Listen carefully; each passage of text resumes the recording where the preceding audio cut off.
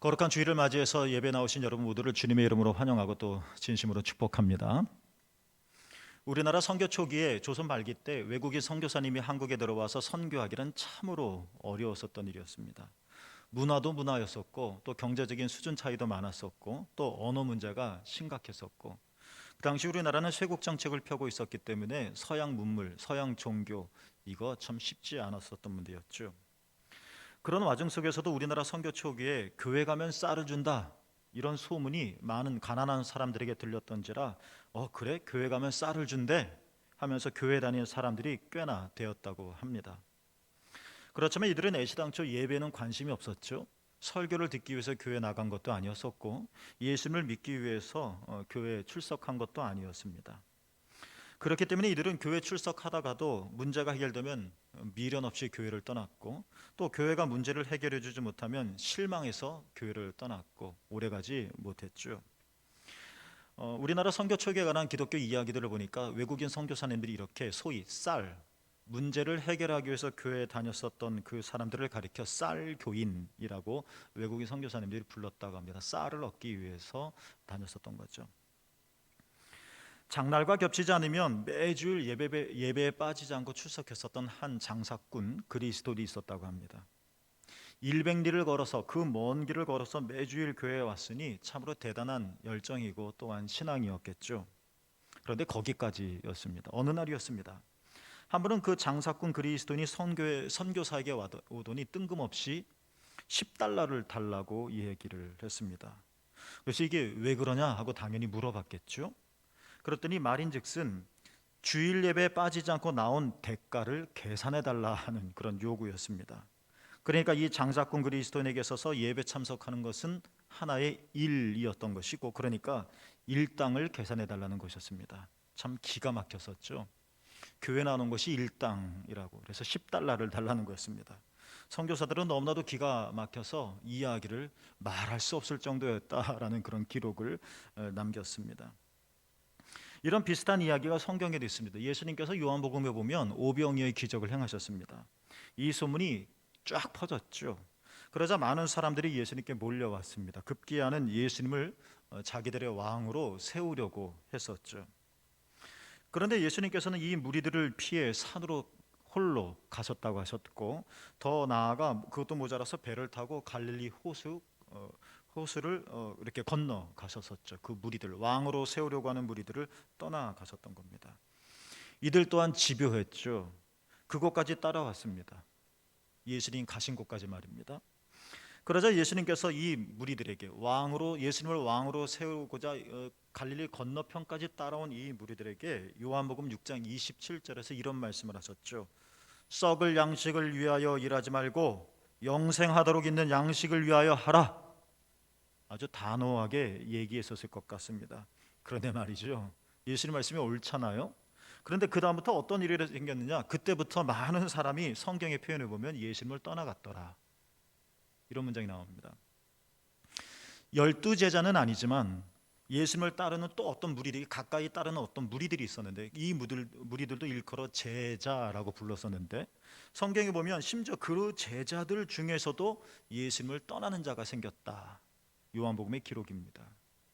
예수님의 마음이 무척 상하셨던 거죠. 그래서 너무나도 허망하고 마음이 아프셔서 12명의 제자를 향하여 이렇게 바라보시면서 너희도 가려느냐 이런 말씀을 예수님께서 하셨던 적이 있었습니다. 이런 것들을 보면 예수님 때나 선교 때나 그리고 어쩌면 지금도 썩을 양식을 얻기 위해 교회에 나오는 사람들이 많이 있다는 것을 알 수 있을 것입니다. 우리가 먼저 좀 정리해야 할 것은 예수님께서 썩을 양식이라고 하셨지 말 그대로 썩어 없어질 양식이지 필요 없는 양식이라고 말씀하지는 않으셨습니다. 문제 해결을 위해 쌀을 얻기 위해 교회에 나온 사람들이 많이 있었고 그러겠죠. 급하니까 간절하니까. 그리고 예수님께서는 그들의 필요를 외면하지 않으시고 다 채워주셨습니다. 그러니까 쌀 필요하다는 거죠. 치료 필요한 거죠. 그리고 이런 과정들을 통해서 처음에는 쌀 얻기 위해 교회에 나왔던 사람, 소위 쌀 교인이 우리 초기 기독교 역사를 읽어보면 진짜 쌀 교인이 참 교인이 된 경우들도 허다하게 많다는 것들을 알 수 있습니다. 그런데 아까 소개드렸던 요한복음 말씀에 보면 오병이어 사건, 왕으로 세우려고 했었던 이 무리들을 향하여 하신 그 사건 속에서 예수님께서 그들이 소위 대명사 은유적인 표현으로 쌀을 얻으러 왔었을 때 쌀을 주셨지만, 양식을 얻으러 왔었을 때 양식을 주셨지만, 그러나 예수님은 오직 한 가지를 그들에게 말씀하셨다는 것입니다. 요한복음 6장 48절에서 이 모든 이들이 다 거의 끝나갈 즈음에 예수님께서 하신 말씀이죠. 내가 곧 생명의 떡이니라 는 말씀을 하셨습니다. 따라볼까요? 예수님이 생명의 떡이다. 만약 썩을 양식이 필요 없다면 쌀 주지 않았겠죠? 교회가 처음부터. 병치료 받는 것이 중요하지 않다면 예수님께서 치료하지 않으셨겠죠. 귀신 축출이 중요한 문제가 아니었다면 예수님께서 귀신을 쫓아내지도 않으셨겠죠. 쌀이 필요 없다는 것이 아니라 예수님께서는 그러한 동기로 그것이 계기가 되어 예수님께로 오지만, 그러나 예수님의 결론은 한 가지였다는 것이죠. 내가 곧 생명의 떡이다 하는 것입니다. 많은 무리들이 예수님은 이들이 이 생명의 떡, 참된 떡, 참된 쌀, 여기에 이르기를 원하셨던 것이죠. 오늘 우리가 함께 읽었었던 로마서 8장 27절에 이런 말씀이 있습니다. 마음을 살피시는 이가, 하나님은 우리의 마음을 살피신다고 27절 앞부분에서 말씀 바울이 하고 있죠. 하나님은 우리의 마음에 무엇을 살피는 것일까 하는 겁니다. 이거를 한번 질문해 보는 겁니다. 정말 하나님께서는 여러분의 마음을 살피실 텐데 왜 우리의 마음을, 여러분의 마음을 살피시고 계시는 것일까? 누가복음 10장에 이런 말미에 이런 이야기 사건이 나옵니다. 마르다가 예수님을 집으로 초대한 사건 말이죠. 예수님이 마르다의 집에 노크를 해서 내가 너희 집에 가겠다라고 한 것이 아니라 예수님이 마르다가 예수님을 초청한 겁니다. 당연히 초대했으니까 손님 극진하게 대접해야 되겠죠. 그리고 예수님인데 말입니다. 그런데 마리아는 여러 가지 접대하는 일로 매우 분주했었던 것 같습니다. 신경도 좀 쓰였겠죠. 긴장도 되었고 말입니다. 이런 마르다가 주님의 발 곁에 앉아서 말씀만 듣고 있던 이 동생 마리아가 자신을 이렇게 바쁜 일, 해야 할 일이 많은 이런 자신을 돕지 않는다고 하면서 예수님께 불평했었던 그런 사건을 이야기를 여러분 아시죠? 이렇게 예수님에게 무슨 말을 했는지 모르겠지만 아무튼 속상한 이야기를 했겠죠. 나 지금 막 발에서 땀이 나요, 몸에서 땀이 나요, 막 분주하게 움직이니까 말이죠. 그런데 동생 마리아는 조금도 돕지 않고 얄밉겠죠. 막 뭐라고 예수님께 얘기를 했겠죠. 그러자 예수님께서 이렇게 말씀하셨죠. 마르다야, 너는 많은 일로 염려하며 근심하고 있구나. 이렇게 말씀을 하셨습니다. 그러시면서 연이어 예수님께서 누가복음 10장 42절에서 이런 말씀을 마르다에게 건네주셨습니다. 몇 가지만 하든지 혹은 한 가지만이라도 족하니라. 마리아는 이 좋은 편을 택하였으니 빼앗기지 아니하리라 하는 말씀을 하셨던 것입니다. 자, 여러분 정리해 볼까요? 예수님은 당연히 마르다의 섬김, 마르다의 수고, 마르다의 대접을 귀하게 여기셨습니다. 예수님도 좋아하셨으니까 그 초청에 응하여서 집으로 들어가셨고, 그리고 식사 대접하실 때까지 기다렸었던 거겠죠. 예수님은 마르다를 너 왜 이런 일을 하니? 라며 책망한 적 한 번도 없으셨습니다. 그러니까 예수님도 너무나도 아름답게 매우 귀하게 마르다의 모습을 받아들이시고 계셨습니다. 그렇지만 우리가 생각해 볼 것은 뭐냐면, 여러분, 마르다는 예수님을 초청하고 예수님을 대접하는 이 거룩한 일, 그것도 누가 시켜서가 아니라 자원해서 하는 일, 자기가 원해서 좋아서 이 거룩한 일을 하고 있으면서도 우리가 생각해 볼 것은 그녀의 마음이 편하지 않았다는 겁니다. 이거를 생각해 보자는 겁니다. 마르다가 쓸데없는 일을 했다는 것이 아닙니다. 예수님도 좋아하셨습니다. 그런데 예수님께서 바라보고 계셨던 것은 뭐냐면 마르다가 이렇게 귀한 일을 하면서도 그럼 행복해야 되는데, 거룩한 일을 하면 평화로워야 하는데, 교회 생활을 하면 기뻐야 하는데, 기도하면 마음이 편안해져야 하는데, 성경 말씀을 읽으면 내 안에 정말 생명이 솟아나야 하는데, 마르다의 경우를 빗대서 말하면 우리는 성경 읽어도 우울하고, 기도하고 있으면서 여전히 전전긍긍하고 있고, 예수님을 생각하고 예배 드리면서도 여전히 불편한 게 있고, 마치 마르다가 이렇다는 겁니다. 이런 역설적인 것들을, 이런 역설적인 모습들이 마리아 안에 있는 것, 주님께서 마음을 살피시는 이가, 마르다는 이 자신 안에 있는 이 불편함을 마리아를 향하여 쏴댔는데, 마음을 살피시는 이가, 하나님께서 그러한 마르다의 마음을 잘 살펴주셔서 내가 지금 어떤 상태에 있는지, 내가 지금 뭘 이렇게 잘하고 있지 못하는 것인지, 이것들을 마음을 살피시는 하나님께서 마리아에게 내가 지금 왜 이렇지? 내가 예수님을 대접하면서 기뻐야 되는데 그렇게 마음이 불편하지? 살펴주셔서 알게 해주신다는 것입니다. 이 일을 바로 하나님이 하신다는 거죠. 여러분, 마르다의 섬김과 마리아의 경청 중에 어느 것이 더 중요해? 예수님은 양자택일의 선택을 우리에게 강요하고 계시는 것이 아닙니다. 하나는 선하고 하나는 악하다, 마리아는 잘했고 마르다는 못했다, 이런 말씀이 아닙니다. 기도한다는 것이 무엇인지, 예수님을 믿는다는 것이 무엇인지, 거룩한 일에 참여한다는 것이 어떤 것인지 우리에게 이 마르다 마리아 사건을 통하여 묻고 계시다는 겁니다. 오늘 보면 다시 한번 읽어볼까요?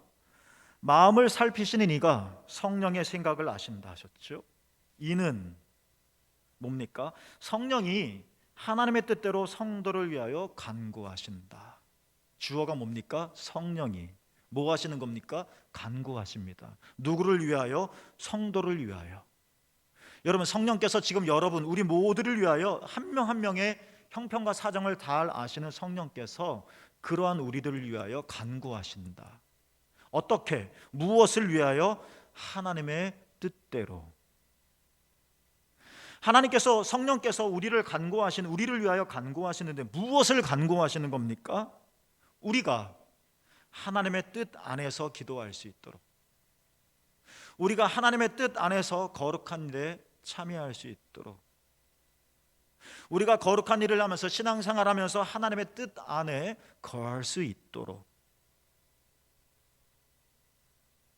거룩한 자리에 들어가서도 많은 일로 여전히 염려하고 근심하는 대신에 거룩한 자리에 들어가서는 한 가지 좋은 것을 선택하여 빼앗기지 않는 평화를 얻기를 위해서 우리를 위해 기도하신다는 것입니다.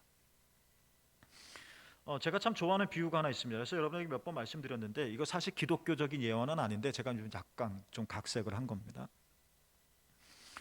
수도원으로 돌아가는 두 명의 수도자가 있었습니다.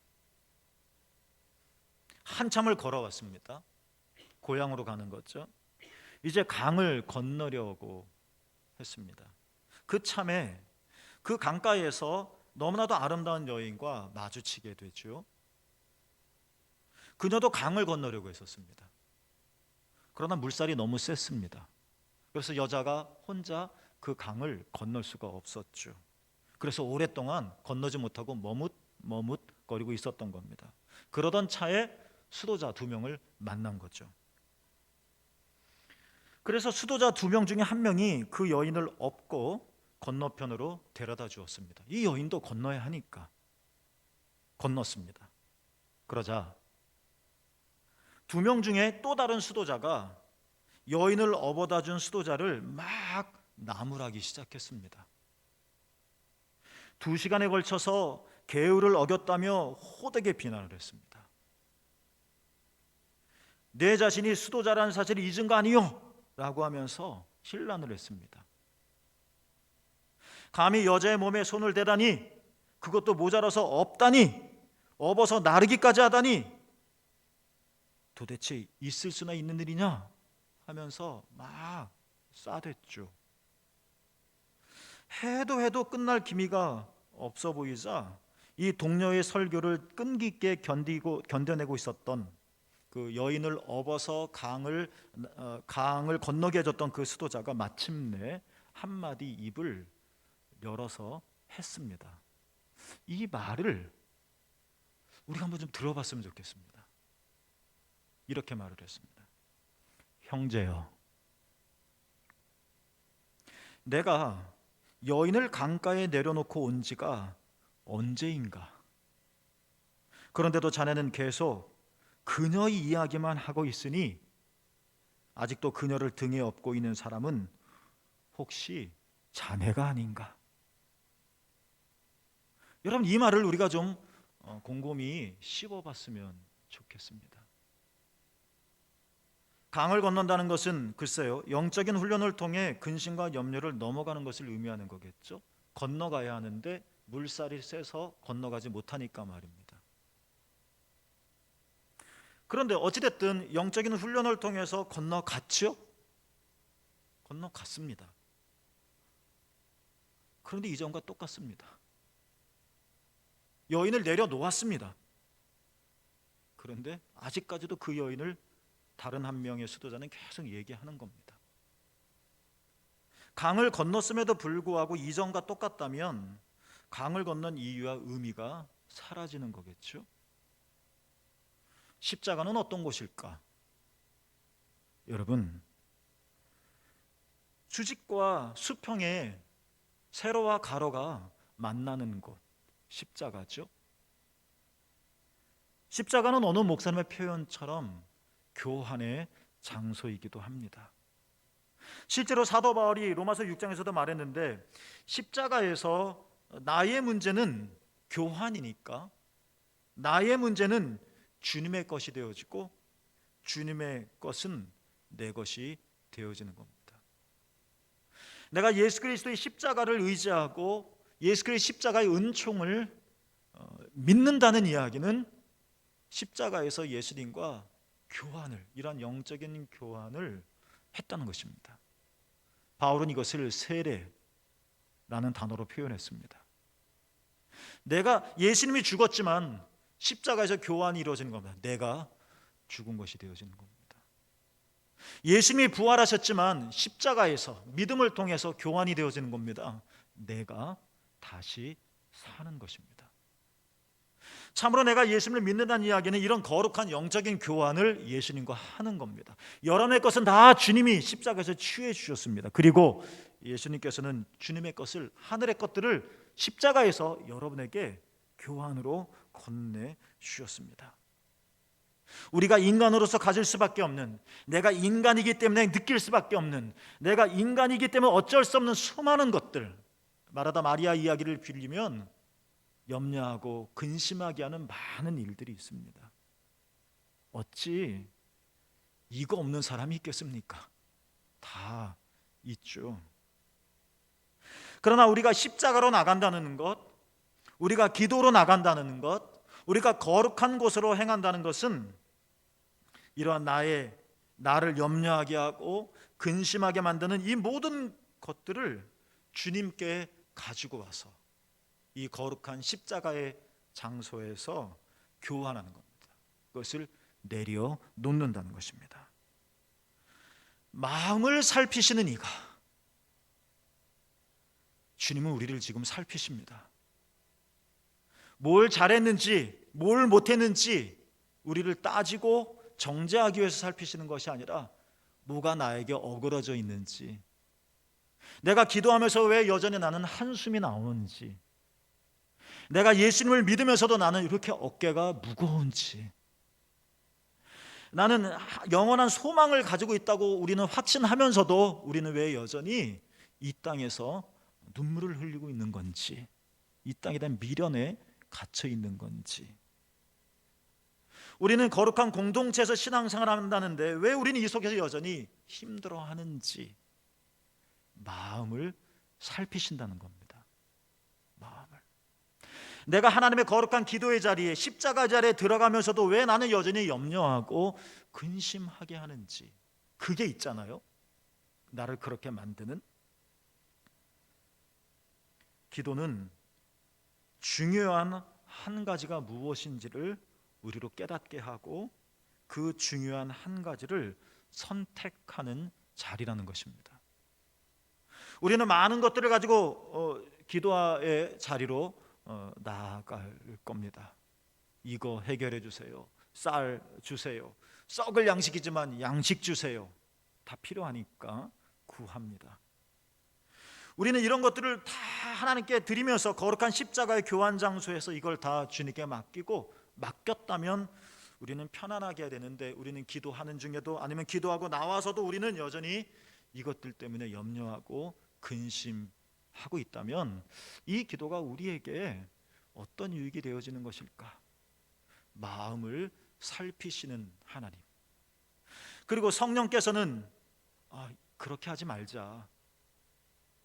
너희가 많은 거리를 가지고 예수님께 나왔지만 예수님 앞에 서면서 예수님과 거룩한 영적인 교환을 하고 이제 다 드리고, 중요한 한 가지, 빼앗기지 않을 평화, 그것들을 취하여 우리가 가자. 이것이 하나님의 뜻인 것이고, 이런 우리를 위하여 성령께서 기도하신다는 것입니다. 선물교 여러분, 이 어려운 시대에 우리 더욱더 기도합시다.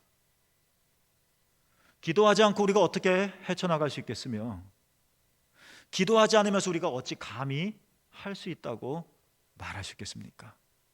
우리가 더욱더 기도합시다. 하나님께로 나아갑시다. 우리는 살면서 이 복잡하고 경제적인 사회 속에서 견딜 수 없는 것들이 너무나도 많이 있고, 불강력적이고 내가 어떻게 할 수 없는, 내게 밀려 들어오는 것들로 인하여 마음 아플 때가 너무나도 많이 있습니다. 그러니까 기도하자는 것입니다. 그런데 오늘 본문 말씀을 통해서 우리가 기도한다면, 기도의 자리로 나갔다면, 마음을 살피시는 이가, 내가 거룩한 일을 하면서도 여전히 주님을 대접하면서도 여전히 근심하고 염려하게 하는 것은 무엇인가? 그 주님의 눈으로, 주님의 마음으로 내 마음을 나도 한번 살펴보고, 그리고 성령께서 하나님의 뜻대로 여러분을 위해 간구하시니, 내 자신이 이렇게 살펴나갈 때, 내가 거룩한 일을 하면서도 여전히 마리아 때문에 내가 속상하고 있구나. 내가 내 자신을 성찰할 이후에는 마리아처럼 중요한, 예수님의 말씀처럼 중요한 한 가지 선택하며 나가야죠.